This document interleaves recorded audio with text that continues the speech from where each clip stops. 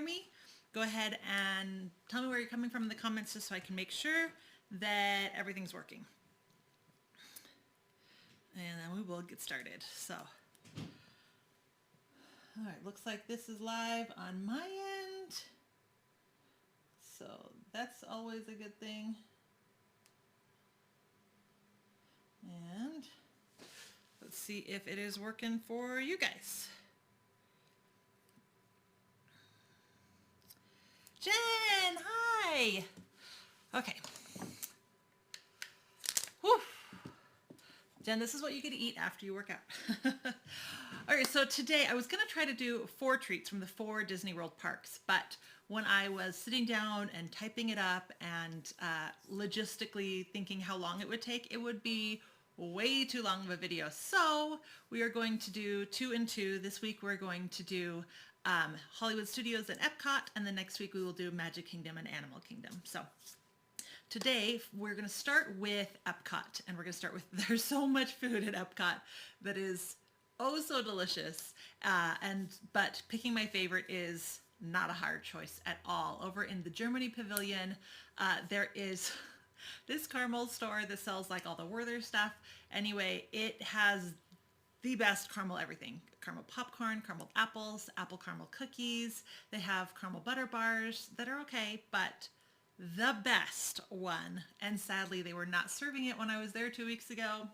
Makes me want to cry, but I'm so glad I'm making it for myself, is a shortbread cookie with a thick layer of soft caramel on top and giant chunks of pecans. So that is what we are going to start with. And we're going to start by making the shortbread. So start with butter.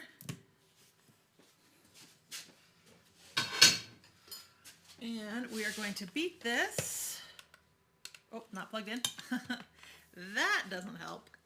We're going to beat the butter until it is fluffy and creamy.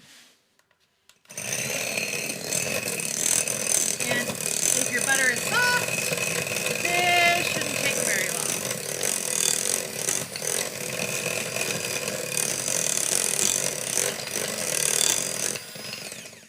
Now you'll notice my bowl is really big compared to the amount of butter that I'm beating. There's a reason for that.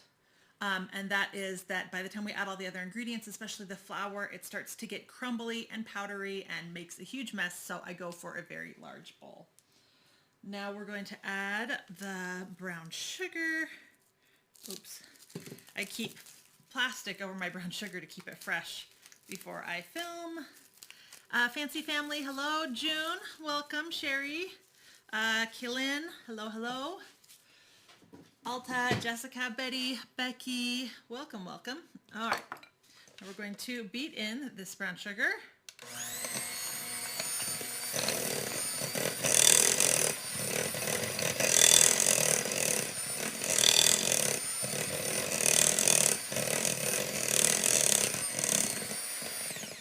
Go ahead and scrape down the sides, of course.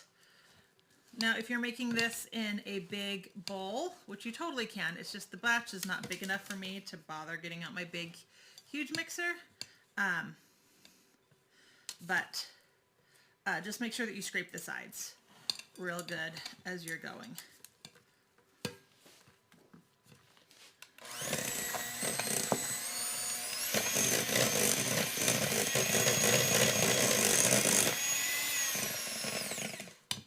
Okay, now we're going to add the flour. Hello from Oklahoma. Hello, hello. Sweden, Pennsylvania. Wow.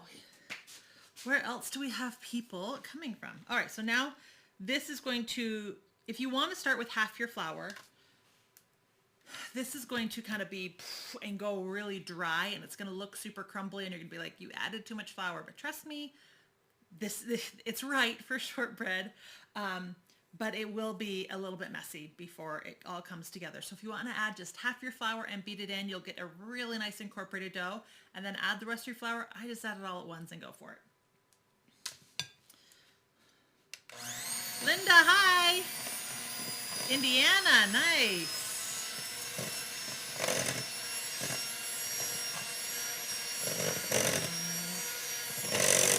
So you you can see it looks really dry. And you're kind of going, oh, that is way too much flour. But this is just what shortbread does. I'm trying to make sure that I at least get it all incorporated. And you kind of want it to look really crumbly. And we want the crumbs to kind of all be the same size. That kind of lets us know that everything is mixed together real well. I'm going to give this another scrape. And you'll notice that as I stir this, if I press it together, it comes together, right? Oh, big brown sugar clump.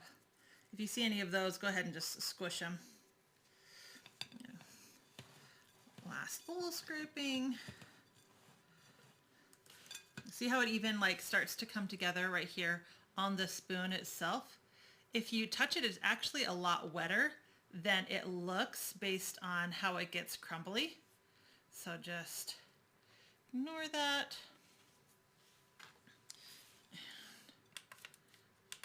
Oh, up. There we go. One more stir. See those brown sugar clumps.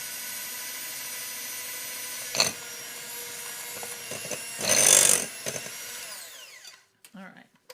And even the beaters, you can see, are a lot, let's see if they come in focus, are a lot wetter than you'd expect looking at how crumbly this dough is. So I'm just going to clean those off real fast, get all of that inside the bowl. Plus, we're going to be using the beaters a lot today, and I want to throw them in the sink real fast so I can get them wiped down.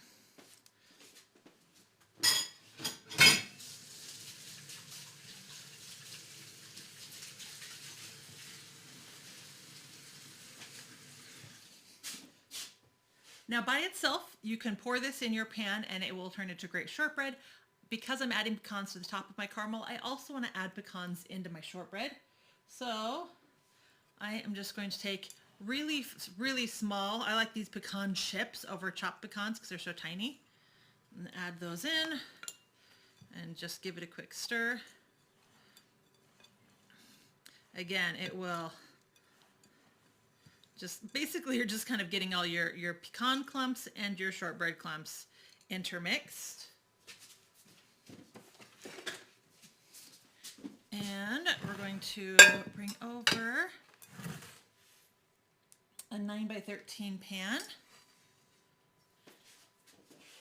And I'm going to put, you can spray it, or I'm going to put parchment paper in here.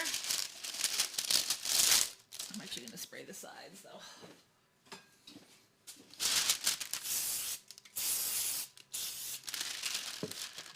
I put the parchment paper in the other way for my last batch, but I'm going to put it in this way this time. I'm going to be happier with this. We want to be able to pull the shortbread and the caramel out of the pan once it's finished. So you want to put something down below that will hold it all. So then we're just going to get all of our sandy shortbread in there. Make sure it's back where I wanted it. Just kind of spread it out to the four corners. Make sure it's nice and even. And then we're just going to start pressing it down.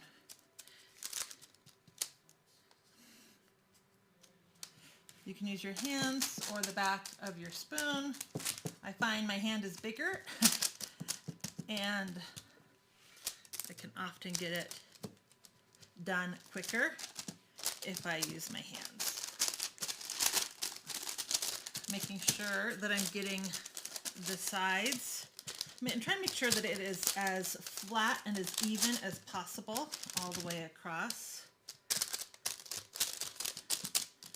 So if you need to like turn your pan to help you see, like I didn't realize it had grown so much over here in this corner, that will help with that.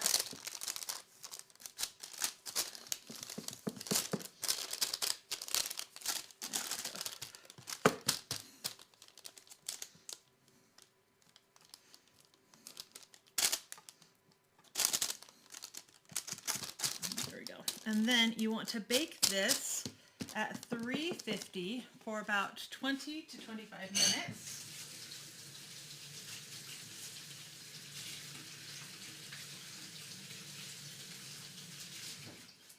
Sorry, it's so buttery. It can be hard to get your hands clean. So we want to bake this at 350 for 25 minutes until it's a nice golden color on top. This,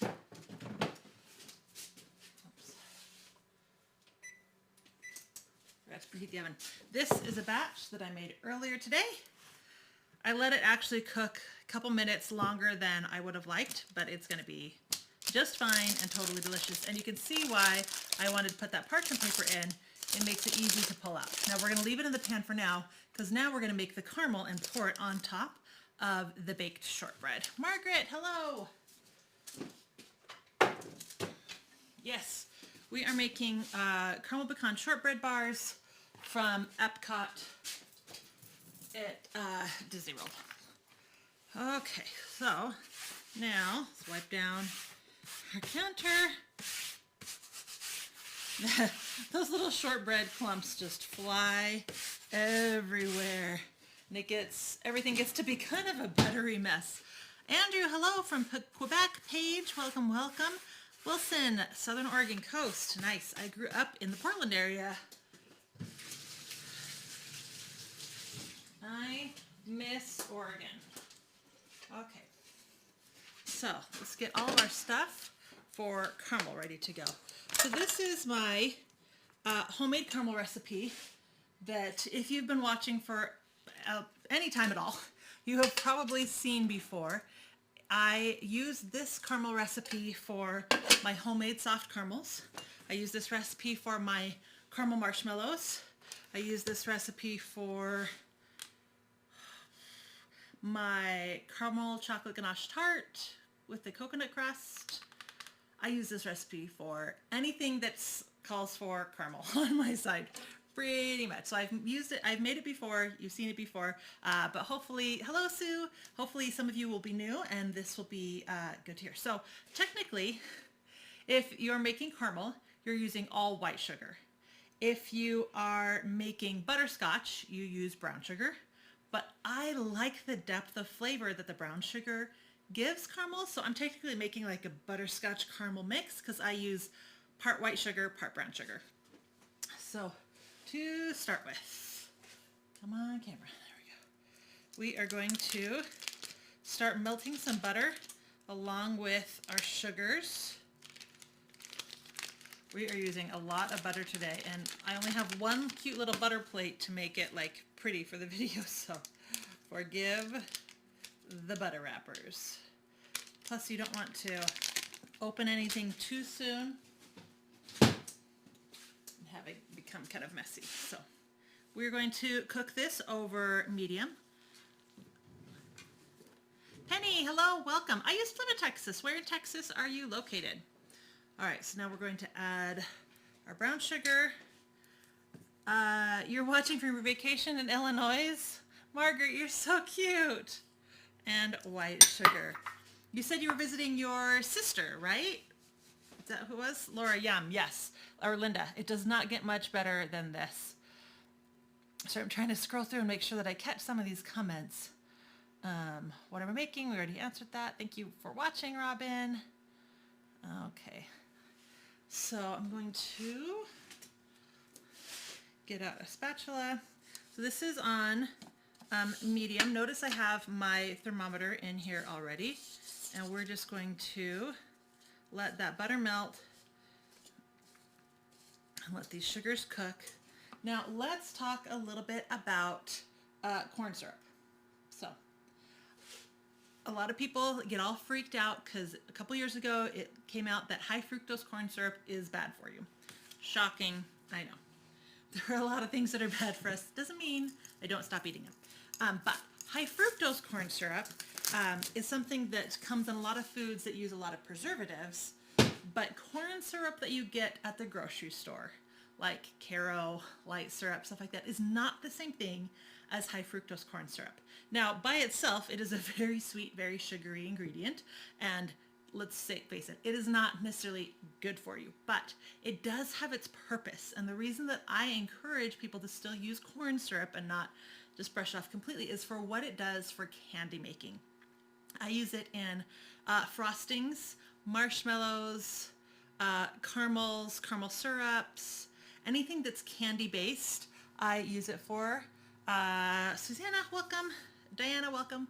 Because what it gives strength, it gives shine, and it helps hold body. Like if you're making like my marshmallow frosting and stuff like that, when you whip it up, the corn syrup actually helps it stay whipped. When you're making things like caramels and caramel sauces and syrups, it actually helps keep your sugar from going granular again. If you've ever made caramel sauce and it's still gritty at the end, this is one of those things that will help you. It helps keep your sugar smooth and keeps it from growing grainy and granulated again. Now, obviously, that doesn't mean that you will never get grainy sauce. It's just something that helps. So it gives shine, strength, keeps your candy making from being gritty, and then it helps with the whole overall body to it as well. So that is why I use corn syrup and why I encourage you to as well. But if you are really against it, let's move our camera a little bit, you can skip it.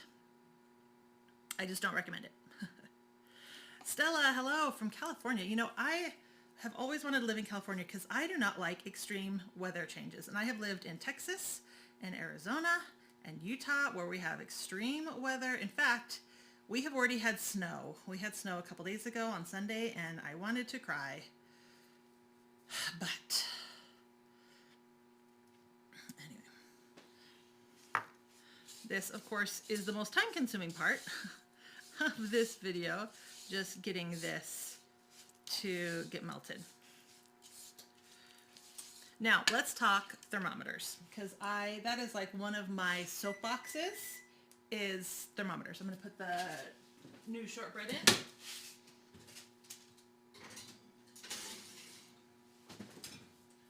Alexa, set timer for 20 minutes. 20 minutes, starting now. Thank you. Thermometers. So I get asked a lot in a lot of my candy recipes, like my almond roca and toffee, can you do this without a thermometer? And yes, there are things like the test that where you put a blob of the toffee or the caramel in this case in ice water and see how it reacts. And that's how you can tell if it's hitting the hard crack stage or the soft crack stage or the soft ball stage or the thread stage. But honestly, it's not very precise. You can't count on it completely. And a thermometer is not that expensive. Hello, Tammy. It's actually a very, very cheap thing. You have ice in Oklahoma. That is insane. Paige, thank you so much. I actually made it. It will be on my blog soon. It's just, I want to say this candy thermometer right here cost me like $10. So I am a big fan of thermometers everywhere. I have one in my freezer, one in my fridge, just to regulate those temperatures. I have one in my oven, because even if you say 350, it doesn't mean it's actually 350. And then I have a candy thermometer, I have a meat thermometer, and then I have a chocolate thermometer and an instant read thermometer. So it's, whenever somebody's like interviewing me for something and they ask, what one tip would you give someone wanting to learn to cook or bake? My number one answer is always to get thermometers. They're not expensive and they make all the difference. Don't get dry meat a lot, use a meat thermometer. You won't have dry meat anymore. Have your candy either turn out too soft or too hard, get a candy thermometer. Anyway, so there's my soapbox. All right, so this is not switching cameras. There we go. So this is nice and melted now. Doesn't take too long. And you want to cook candy low and slow. And so, like I said, I'm cooking this over medium. And you'll often be like, hey, let's just cook it on high, and then it'll be done faster. But the truth of the matter is, yes, it might be done faster, but you just run the risk of burning it. Because like using your candy thermometer, it takes a long time to come up to the right temperature. And then once it does, Man, this is so good. Once it starts getting close, then it can go really, really fast. And so if you cook it too high, you run the risk of the caramel burning to the bottom of the pan. You also run the risk of cooking it to too high of a temperature and then not being right. So, I just stuck my thumb in my milk. All right, so now we're going to add the sweetened condensed milk. Not evaporated, this is the thick stuff. I said the wrong thing on a video years and years and years ago and didn't catch it, and I still get questions about it.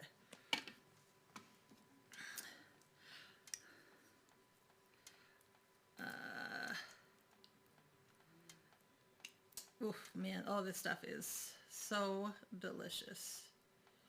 Now I know a lot of people say, well, just take a can of sweetened condensed milk and cook it and it'll turn into caramel. Yes, but that's more of a soft, like even softer than this. That's more of a running caramel, like a caramel sauce. That's not really what we're looking to do here, which is to make a caramel that's stronger and thicker and will hold its shape. All right, so now stir this in. And what we are trying to do is hit 240 degrees, which is the softball stage.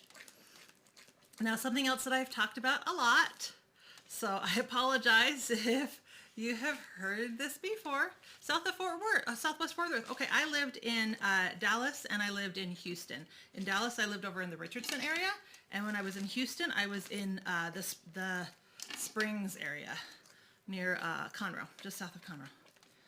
I loved Texas. It was a great place to live. All right, so see what a beautiful light color this is now. Now, if you use all white sugar instead of half brown sugar, half white sugar, it will be even more light in color. Now, if you have noticed, there is a little, there, I think I got it. Oh, there's this chunk of brown sugar I have not quite been able to get, so whoop, done. Most of the brown sugar should melt, but every once in a while you will get a chunk that does not want to melt, so just pull it out. Okay.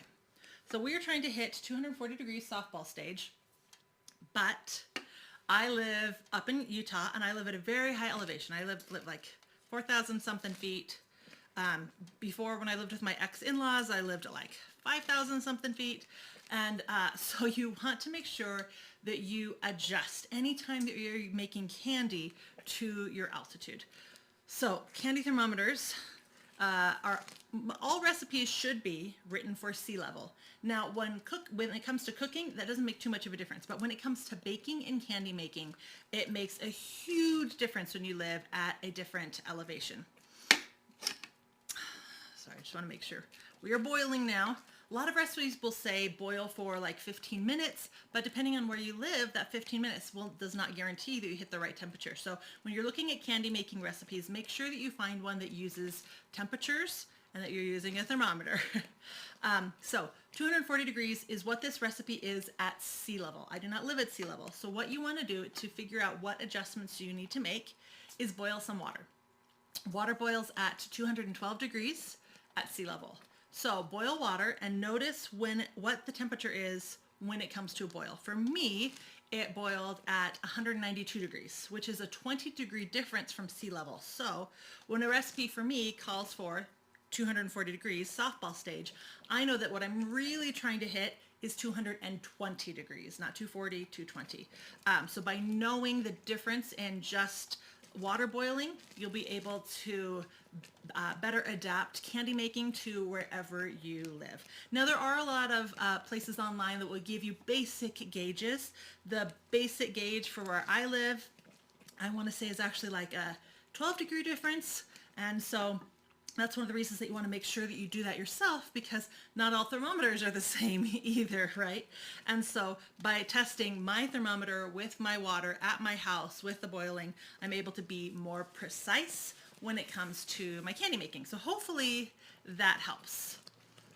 This is so boring. Sorry, Kaylin. So anyway, we are at a nice boil right now, and we are starting to get a more golden color. We are about 5 degrees off of what I'm looking for. So does anybody have any questions about about adjusting your recipes when it comes to candy making for your altitude. I know a lot of people leave at sea level, but for those of you who don't, it made a huge difference for me. When I moved from Arizona to Utah, I could not get my homemade toffee that I made for years and years and years to work until I discovered this trick. Okay, 2 more degrees to go. We're so close. Now, if you do want this recipe makes a very soft caramel.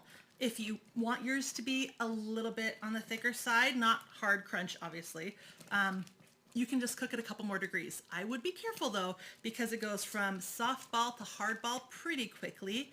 There's only like a 20-degree difference between those two, and once you start getting up to those higher temperatures, it goes really fast. So play with it a little bit and see. Interesting, science always taught that the boiling point of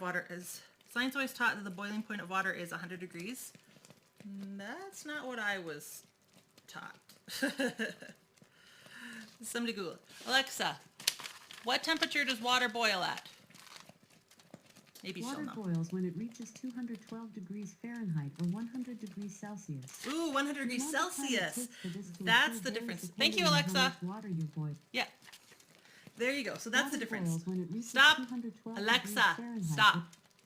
So that's the difference. I'm talking Fahrenheit. I apologize if that's confusing.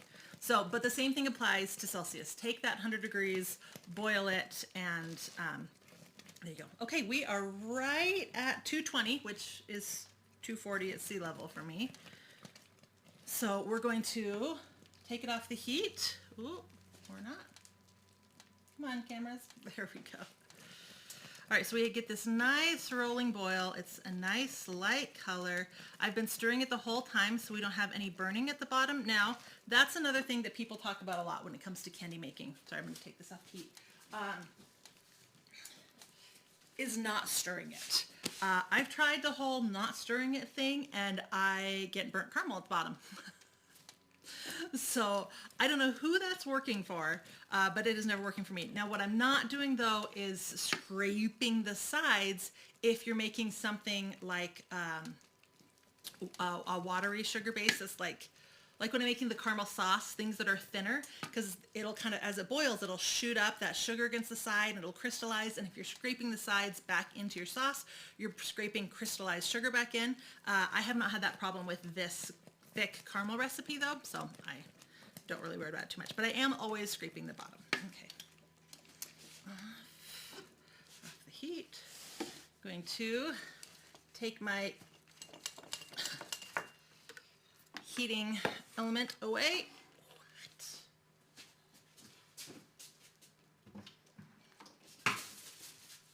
And back over. Okay. Now, you don't add the vanilla while you're making this because the vanilla will actually evaporate away at these high heats. So you want to let it cool slightly before you add the vanilla, otherwise it's kind of pointless to add. Vanilla and heat don't get along very well. None of the extracts get along with heat. All right, so I've taken this off the heat and, oh, come on cameras. And you can see it's settled down now. So I'm going to add the vanilla. Add 3/4 teaspoon. And then we're going to stir that vanilla in. I can take this out now. One of the things that I like about candy making too is how easily all this stuff cleans up. It looks like a huge mess, but a little bit of warm water and it cleans up really, really easily. Okay, so I'm going to bring in the shortbread that is already baked. Paige, where can you buy a candy thermometer? That's a great question. I just order mine on Amazon. If you have a local store that has stuff like that, you can do that too. I have a local store close by that has all of those tools, but honestly, I find it cheaper on Amazon. So that is kind of my go-to. If you go over to my site, ashleemarie.com, up in the top right hand corner, there's a button that says shop. The camera's on my left side, so it can be hard to do this. I feel like I'm doing it backwards handed. There's a button called shop that will take you to my Amazon like store page, storefront. And I think I have a candy making tab where you can get all of, like, it'll have links to all this stuff. Okay. I'm just gonna rotate this around, put it on a nice flat surface, and let that cool completely. So I'm also going to, now at the caramel store at Epcot, they actually have like big, huge whole pecan pieces on top, but I only have chopped pecans at my house. I thought that I had some whole pecans, but when I went to prep this recipe today, I didn't see any. So you can choose whole pecans or chopped pecans. So there we go. Now I'm going to set this off to the side so that the caramel can cool and set while we work on the carrot cake whoopie pies. So if any of you guys have been to, oh, the caramel fell. Darn. Oh, so good. If any of you guys have been to Hollywood Studios,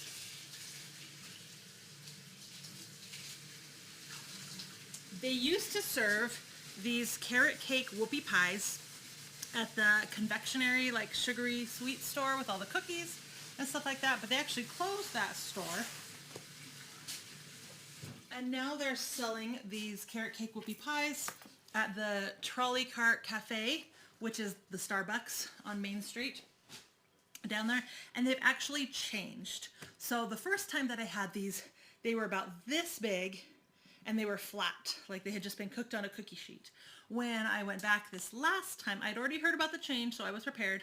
When I'm back this last time, they were 4 inches, and they basically looked like 2 cakes with frosting in the middle. So it no longer seemed like giant whoopie pies to me. It was more cake, less frosting. I'm not a fan, but I'm going to show you how to make both today so you can make whichever one you like. So we're going to start with the carrot cake recipe. Whoop.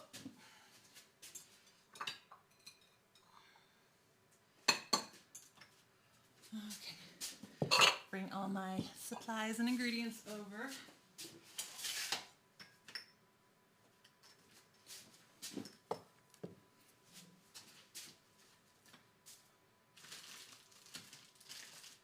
All right, hopefully I got everything.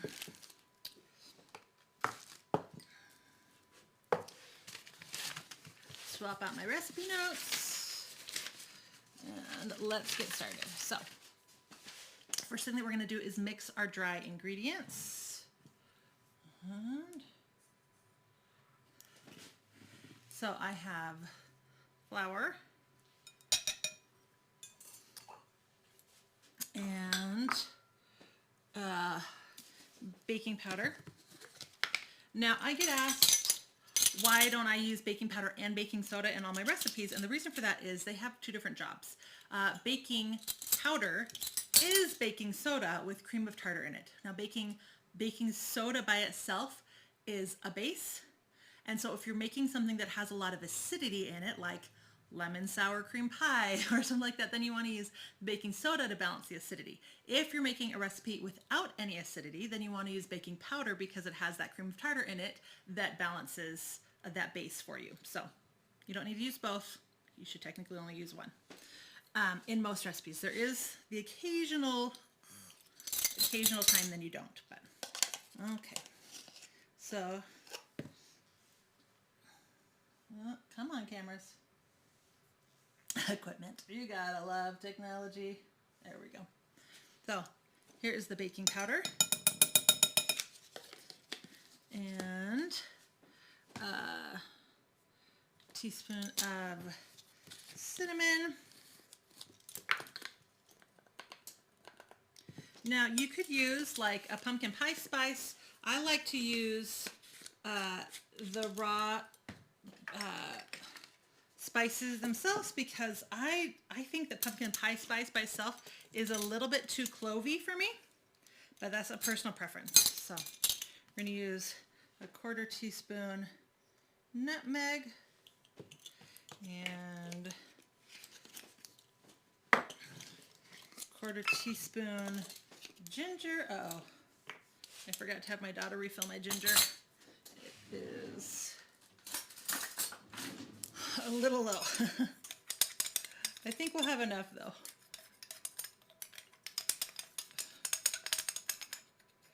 Oh, these jars are really cute. They go right there, but they're really a pain because my measuring spoons don't actually fit in them.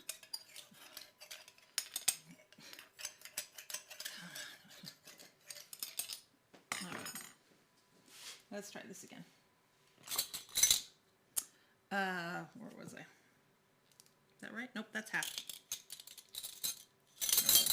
I put in 1/2 teaspoon nutmeg. This is going to be a little nutmeggy. Oh well, we will survive. 1/4 teaspoon ginger and now I am making a half batch because I already made some of these. So you'll notice this looks small compared to the recipe in the description box, but that is why I'm making a little half batch. Where can you set off your Alexa? Daryl, that's hilarious. Miriam, welcome from Brazil. Nice. Paige, you follow me on Amazon. I didn't know you could do that, but thank you. That is cool. If there is something that's not on my Amazon store ever that you're looking for, let me know and I will add it to my store. All right, so we're going to put the dry aside. We're going to move on to our wet ingredients. So we have, oh, I forgot the salt. Haha. Of course I did. I'm going to add some salt to those dry ingredients. There we go. Pretend I did that already. Ooh. Alexa, stop. She obeyed me today. If you guys were watching last week, she would like not turn off. It was so annoying.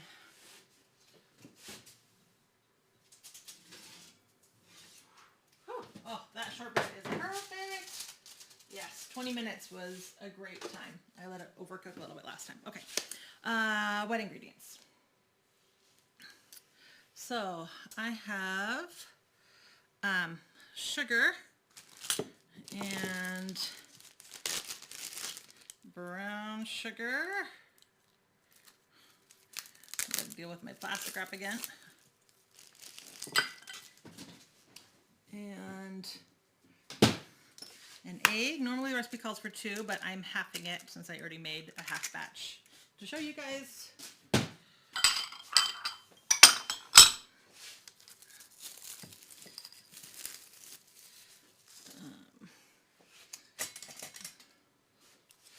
Some mayo.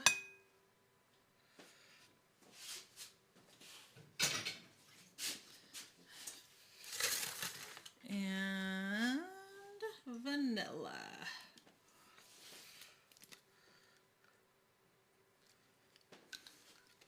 And yes, I eyeballed my vanilla.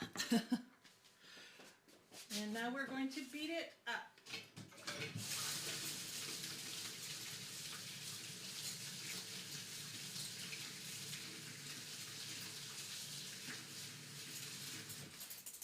Sorry, I forgot my beaters were still in my sink. Okay.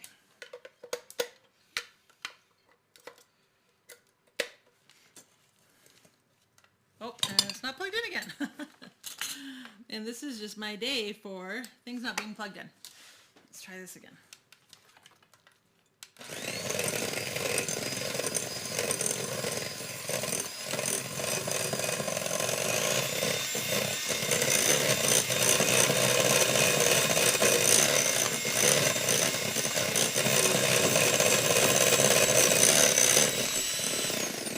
All right. now we're going to talk carrots. You can grate your carrots whatever size you want. I like the finely shred because I feel like it's works in my batter better.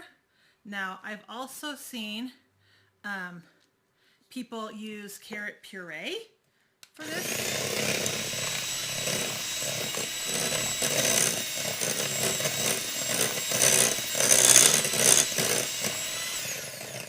For this recipe, so that's kind of up to you. So I'm using, I call for about a pound to a pound and a half. So since I'm halving this recipe, I'm going to start with half a pound and just see how the dough is looking before I add any more.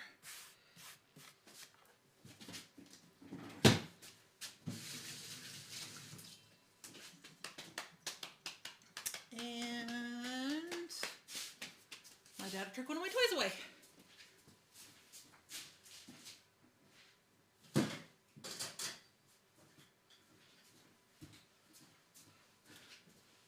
So when I'm making carrot cake, I leave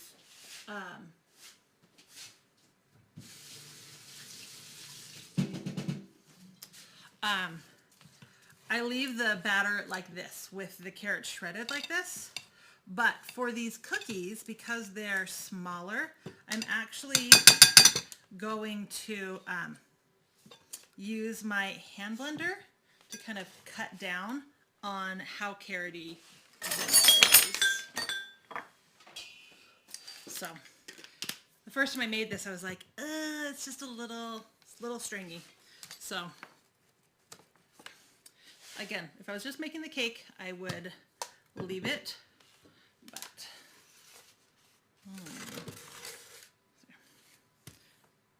all plugged in. Come on. And you totally can still leave it. I was just looking for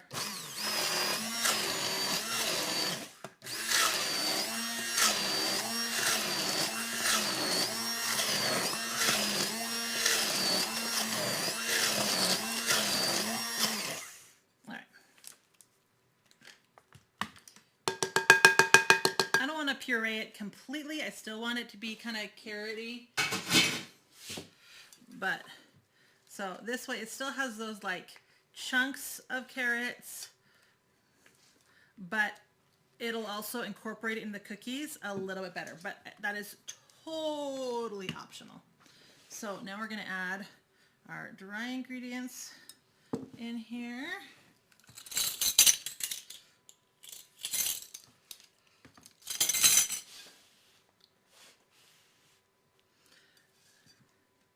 And you want to stir this until it's just incorporated. What you don't want to do is overmix this this dough, this batter.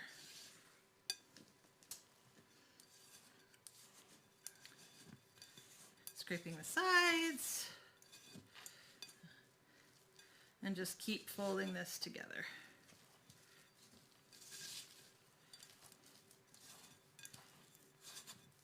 Oh, this smells so good, all these spices in here. Okay. Now let's talk about the difference between the old style flat cookies and the newer style. So the newer style is basically a very small, very short cake, and you put two of them together with the frosting in the middle, where the old style was bigger and flatter, and again with that frosting in the middle. So you ended up with more frosting, and it was so good. So I'm going to show you how I do both. For the larger flat ones, I'm going to get out a cooking tray. I'm going to do a parchment rectangle on it. Oh, let's do the other camera.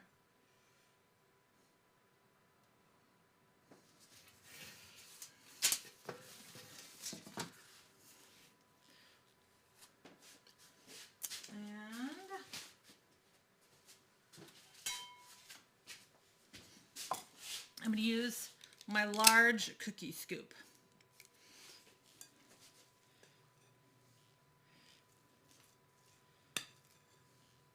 And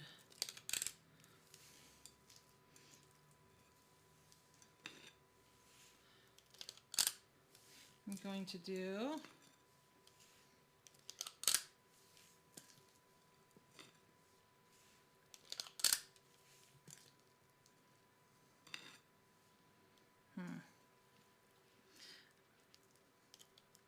I'm going to do like a scoop and a half for each cookie.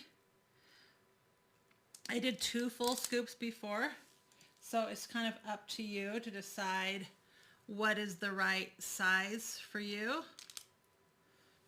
So I would play with it a little and test it out. I liked the 2 full scoops, but I also felt like they got just a little bit flat. So I was going to try 1.5 this time and see if I like that better.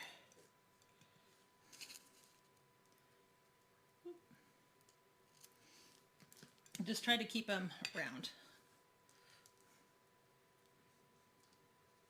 Okay, and I just realized because I made a smaller batch of batter, which I don't usually do, I'm not going to have enough to show you all of this, so we're going to have to take, I think, one of those cookies away maybe. Okay. So, 4-inch cake circle, little parchment circle down at the bottom. And I actually filled this with 2.5 scoops. So we'll see if we have enough batter.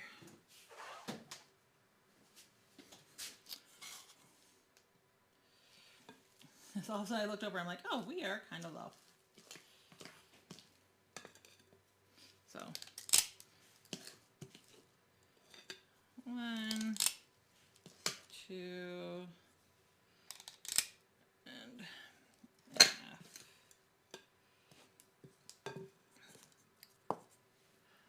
I'm going to have to take away one of the cookies, I think, to get my next cake. Okay. Now for baking.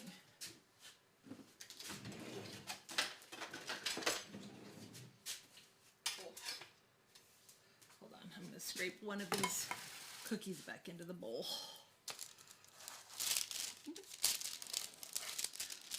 So that I can make a second 4-inch cake. Okay, so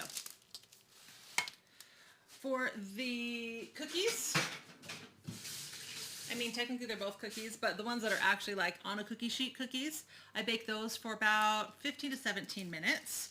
And for the cake version of the cookie in the 4-inch cake pan, I bake that for 18 to 20 minutes. So let's put these in.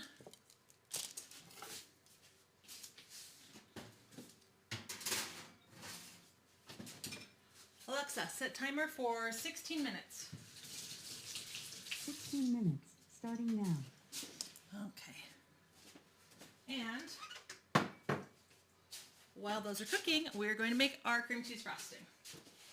So it doesn't get much better than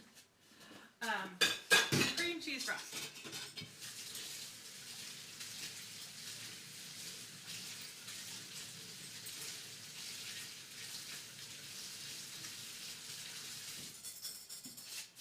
Wash my beaters again.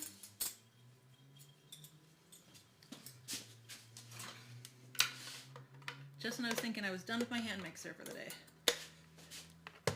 Make sure it's plugged in. All right, a good cream cheese frosting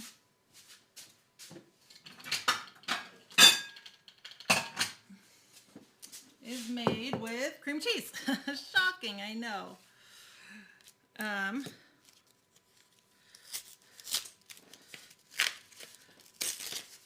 So I am using 8 ounces of cream cheese. Oh, you know what? I have a little bit of cream cheese left over from a recipe yesterday, and this is one of those recipes that's flexible, so this would be a great thing to throw in an extra 2 tablespoons. All right, and then we have butter. And we're going to beat both of those together. Cooking with Sherry, you're rewatching. You want to put in a big order. Yes, Dave. I always put it in a big order when it comes to Amazon. And I'm going to beat these two together.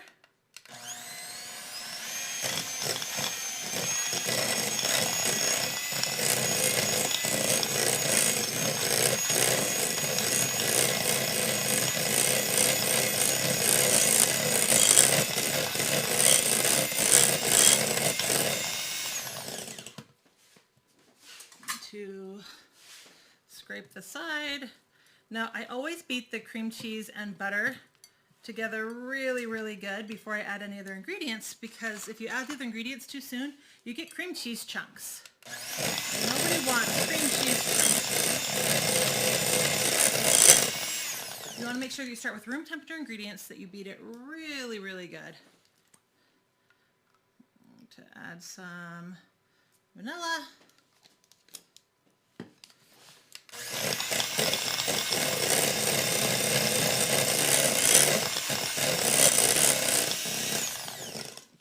And now we're going to start adding our powdered sugar. I add about half.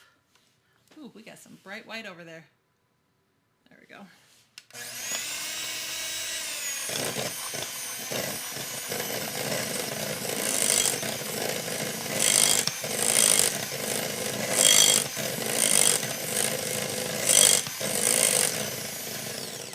And then add the other half.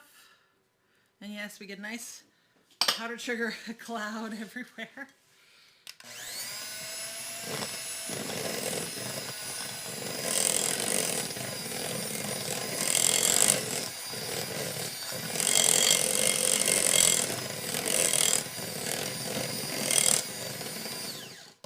Scrape the sides again. Now, depending on what you are using your cream cheese frosting for, if it's a little on the stiff side, you could always add a little bit of heavy whipping cream to soften a little bit, but because I want this to hold its own against the cookies, cake cookies, I'm going to leave mine thick.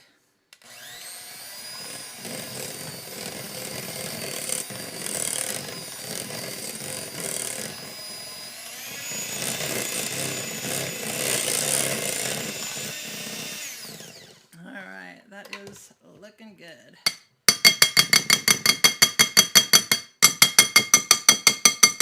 There we go. And kiddos aren't home yet, so I gotta lick the beaters.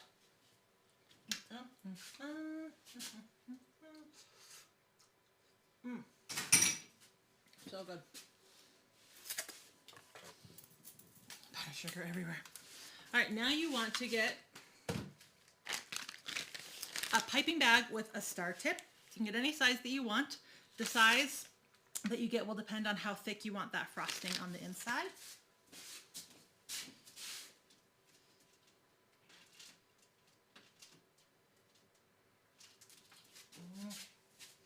Bring over the pre-cooked ones. Now this first batch that I baked already, I actually messed up and over stirred it, and as you can see, my cookies are a little bit flatter than I'd usually like. The taste will be just fine, but all right, so filling a piping bag. Pull the piping bag down. Can you use whipped cream cheese in making frosting? No. Paige, that's a great question. I do not recommend it. That cream cheese that's made to go on bagels is not made for baking and cooking.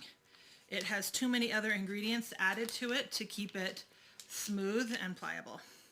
All right, you don't want to overfill your frosting bag. For beginners, I recommend about a cup of frosting at a time, because when you put more than a cup in and the bag gets too full up here, you always want to be in the back of your frosting pushing it out. And if you get it too big, it can be really hard on your hands. Now, as you were squeezing out of a frosting bag, obviously this is a small amount, so it's not a huge deal. But if you're doing a lot of piping work on something and your fingers start to hurt right here, it means you're squeezing wrong. You're squeezing with your fingers. What you want to be doing is squeezing right here with this muscle, right? So push your frosting down, twist your bag, hold it between, your thumb and your hand, right there. Wrap your hand around it and make sure that you're squeezing with this portion of your hand right here, not with your fingers like this. Okay, we're going to frost half of the cookies. We'll start in the middle.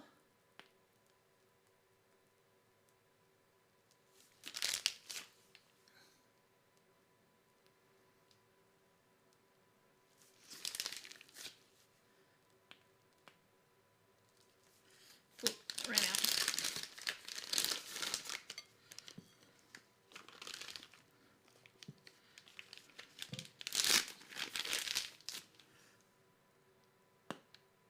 It doesn't matter what this looks like because they're going to turn into sandwiches. You can see why I like the old style better. It has way more frosting. Okay, one other tip. They actually serve these cookies chilled.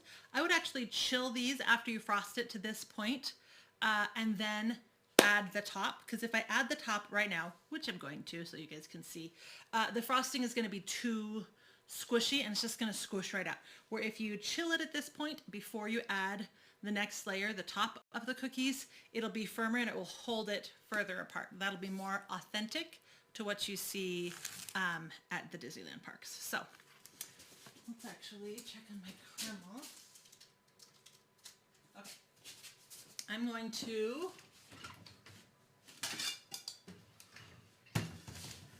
put these in the fridge real fast. It won't be for very long. It'll just be for a minute, but we're going to cut the caramels while these chill for a minute, and maybe that will help us get the effect I'm looking for.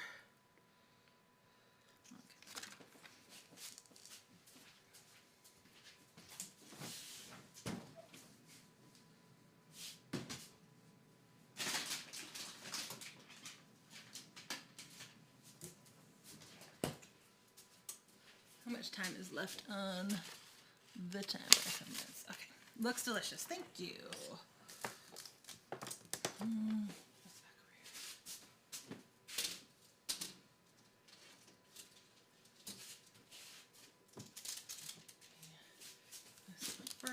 Oh man, I have just made a mess.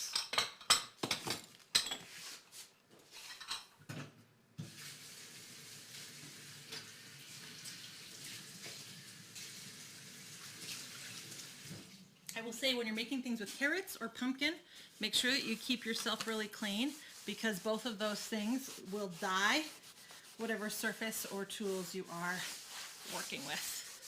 So I try to really make sure that I'm cleaning up after myself so that I don't turn everything orange. I have a couple of shirts that have orange stains on it as a testament to that.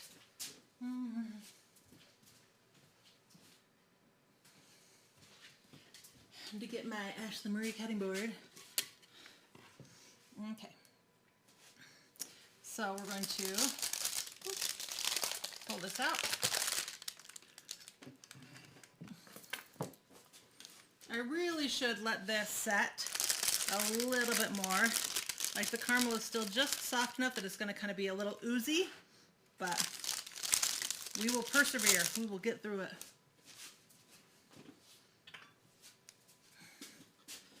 Probably should have put this in the fridge. All right, and then usually you would cut these to be authentic. You'd cut 3 by 4 and get 12 pieces out of it.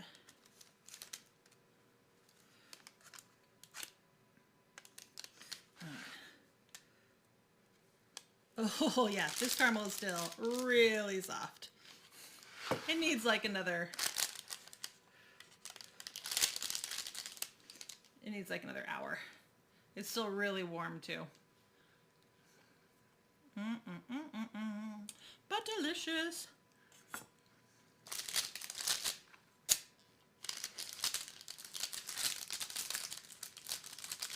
Okay.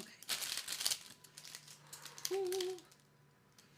All right, so you should be able to see the shortbread, right, and the layer of caramel.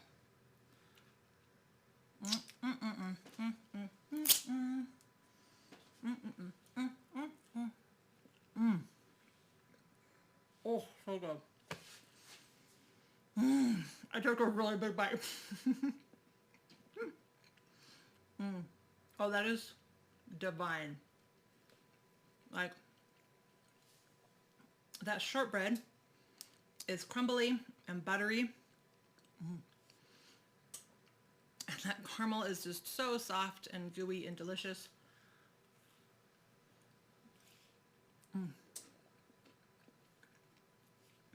Another hour or so. I made it such a mess.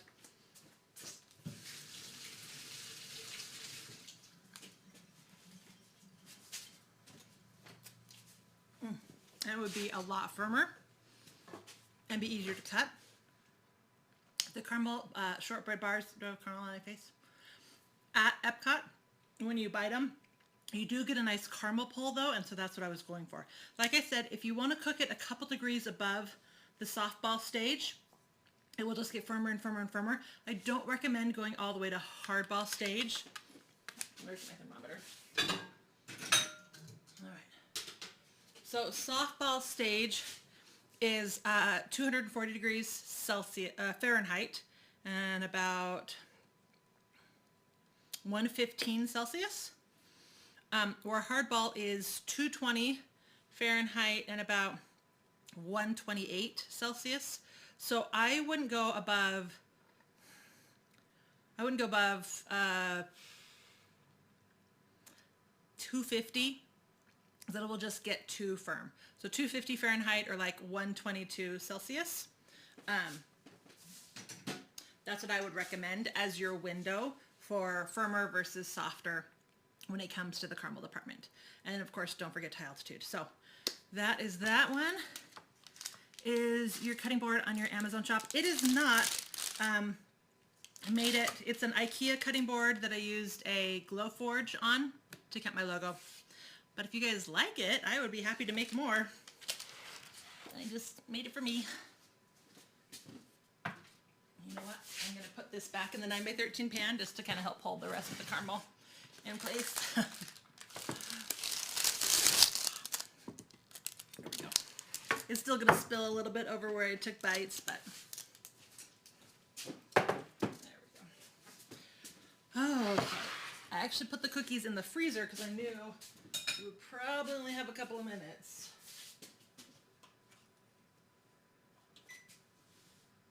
Oh, these are looking so much better than my first batch, you guys.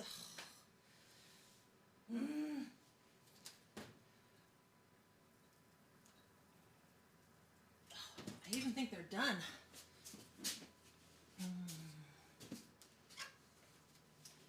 Okay.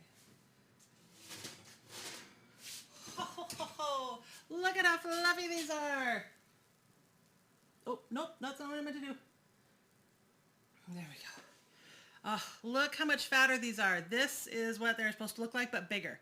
So I would say 2 full scoops and make like this. This is what happens when you overmix. I knew I'd overmix that batch. Look how amazing that looks. And this one is not quite cooked yet, so I'm gonna put this back in the oven for a couple more minutes. Okay, let's look how much time was left on Alexa. Oh, she literally only had 1 minute left, so 15 minutes. How much time did I put it in for originally?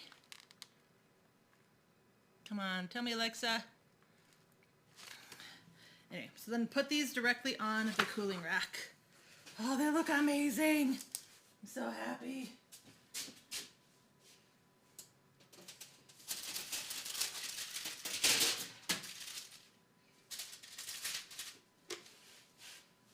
I mean, look at this.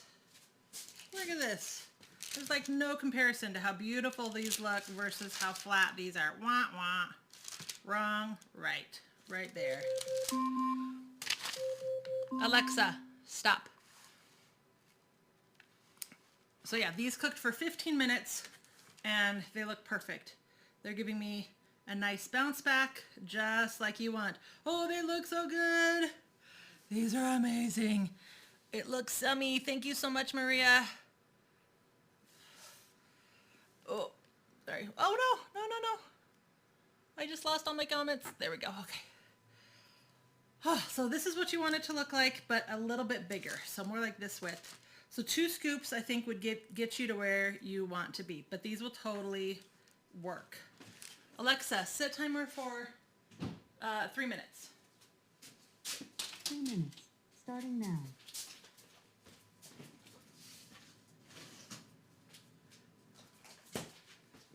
Man, you guys, I don't even want to finish these now. Ugh. So sad. Bop. Bop and bop. All right, so since I chilled these, and then they actually wrap these in parchment paper, and then they keep them chilled before they serve them to you, right? So these will squish a little bit just to put them together, and there you go. Same thing with this one. Squish it just a little bit together so that frosting adheres. But you can see the difference between this, basically just looks like a cake, and this, well, think about the new ones I just baked. Those look like a whoopie pie, right? I'm just saying. One other change that they made between the old style cookies and the new style cookie is that they added like white raisins to this thicker cakey version. I'm not a fan. I don't mind adding coconut to my carrot cakes. I can add chopped pecans to my carrot cakes, but I'm not a big fan of the raisins or the white raisins. Personal choice, or pineapple.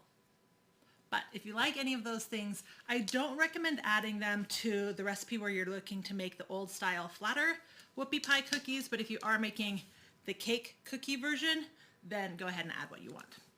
Again, I would add all those things at the same time as you add the carrots, but before you add the dry ingredients, because once you add the dry ingredients, you don't want to overmix. Okay, other than eating it, I think that's everything. Minus the brown sugar and pecans, that's the bottom of your lemon bars, and you use white sugar instead of brown. Nice. I love a good lemon bar. Okay. Whoop. Okay, funny story. My mom loves carrot cake. Her wedding cake was carrot cake. I don't like anything that's a vegetable base, pretty much. And so I was always super anti-carrot cakes. It doesn't help that all the carrot cakes that I'd ever seen or had pineapple or raisins in them.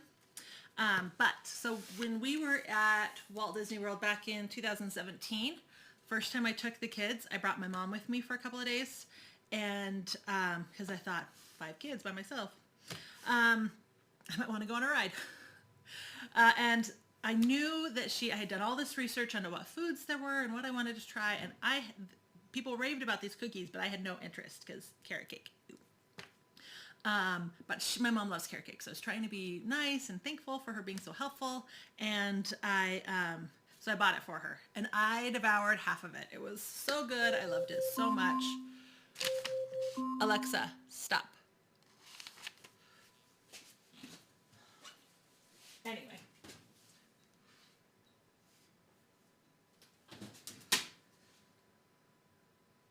Oh, and the cake is done. So if I hadn't opened the oven door and taken it out and put it back in, another 3-4 minutes would have been perfect. So I'd say 15 minutes for the whoopie pie cookie style and 18 to 20 minutes still for the cake version. Now, let's look at the height on this thing. Whoop.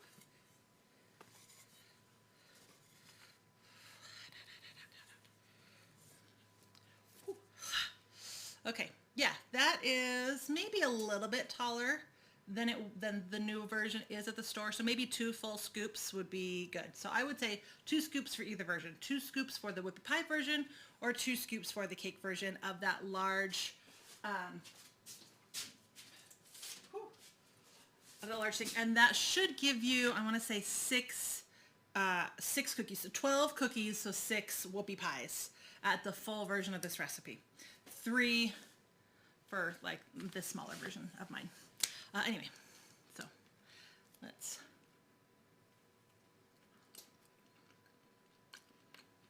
you can't really go wrong with cream cheese. But the cake is definitely more dense than it should be. I can't wait to bite into that one. That one's going to be perfect. All right. Try the thinner version. Yeah, I didn't pipe the cream cheese close enough to the cookie. I'm trying to find a bite that has a nice amount of cream cheese frosting.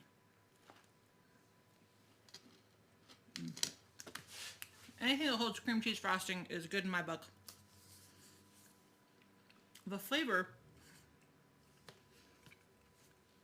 sorry, I bit really deep so I could get cream cheese frosting.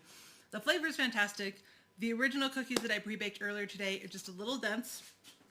These that I cooked for you guys are perfection. I can tell just by bouncing my finger on them that they're light and fluffy. In fact,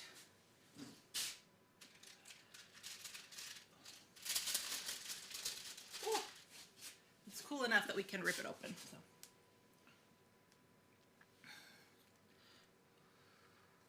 Oh, that is what you want it to look like. Perfection. Hold on.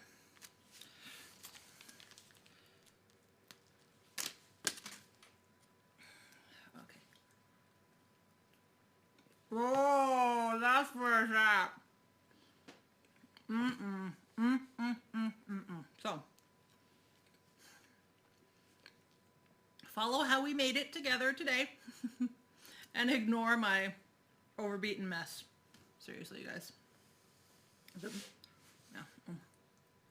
Oh, this is just light and fluffy and everything that you want in a carrot cake cookie whoopie pie.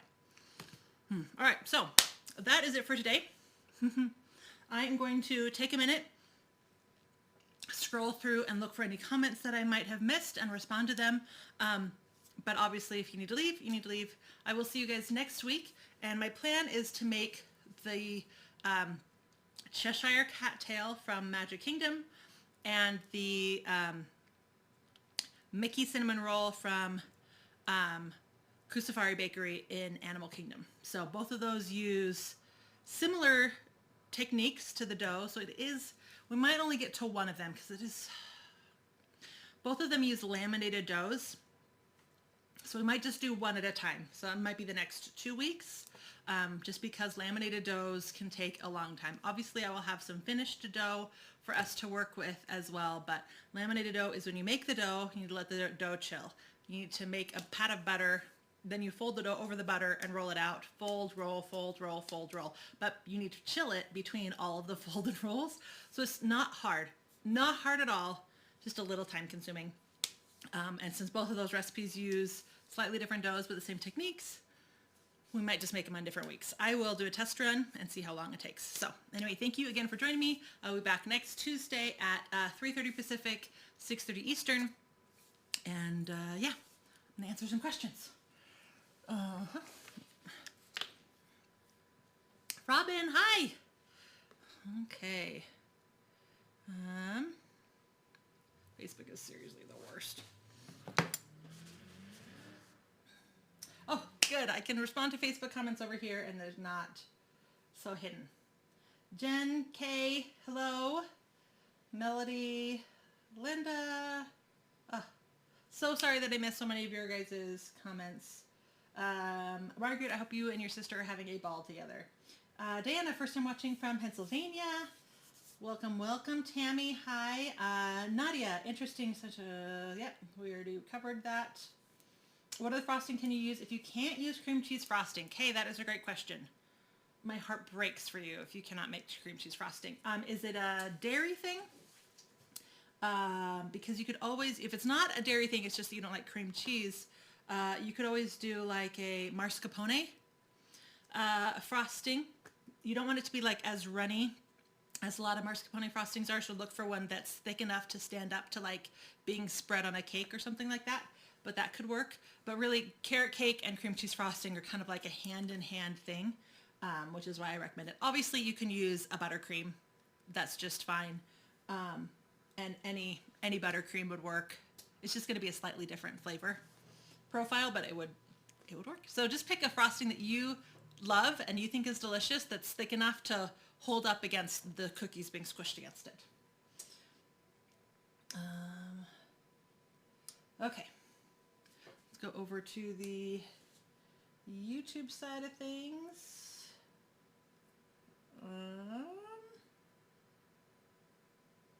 And see the comments there. Whoa. Baroque baker drooling. Looks like me. You love all my videos. Thank you so much, Lily. You're so sweet. May I ask what the cost is at what those cost at Disney? If not, I understand. I don't remember. For me, it's all a business trip. Trying all these foods, deciding which ones to remake. So I pay my credit card off every month anyway. Just use it for the travel miles. But I always pay it off right before I go. Then I pay for everything on the trip, and then I pay it off when I come home. So I basically know the price of overall, but not like the individual things. I want to say, as any treats at Disney World, between like $5 and $8. I'm not sure you're asking about the caramel bars or the cookies, but I would say somewhere between there. Like I want to say treats probably go as low as like $4.60, and then go all the way up to like $12 depending on what you're buying. But I would say between like $6 and $8 is a good like average price for quick treats at Disney World. Sorry. Pulling curls, 150. Katie, you should do pumpkin pie. We actually did a pumpkin pie last Tuesday, so just 1 week ago. Made it from a pumpkin and everything. You can go ahead and go over to my page and watch that. You're with me on the raisin thing, right? Shadow. I don't know what you mean by shadow. Did I do something? Anyway. Okay. I think I kept up with the YouTube comments pretty good, so I think we're good. I think we're done. And I will see you guys next week. Oh, if we can only do one next week, the Mickey Mouse shaped cinnamon rolls or the Cheshire Cat tails, brain gone. Let me know which one you'd like to see first. The Mickey Mouse cinnamon rolls are a laminated cinnamon roll, so they're kind of like a flaky cinnamon roll versus like a classic cinnamon roll, like soft dough cinnamon roll, shaped like Mickey, obviously, with cinnamon in the middle and then just icing on top. Not cream cheese, just icing, so it's not perfect, but it's close. And the Cheshire Cat tails are a puff pastry with a little bit of pastry cream and sprinkling of mini chocolate chips and then iced with purple and pink icing. Cattails, good vote. Y'all is still here. Hello, Kaylin. Okay, I think that's it. So thank you guys for watching and for joining me again, as always. If you like what you see, don't forget to subscribe or like my page on Facebook. And if you make anything from any of my videos or from my website, don't forget to share a picture on social media. Don't forget to tag me and I will reshare you in my Instagram stories. So thanks, you all. Have a great night and I'll see y'all next week.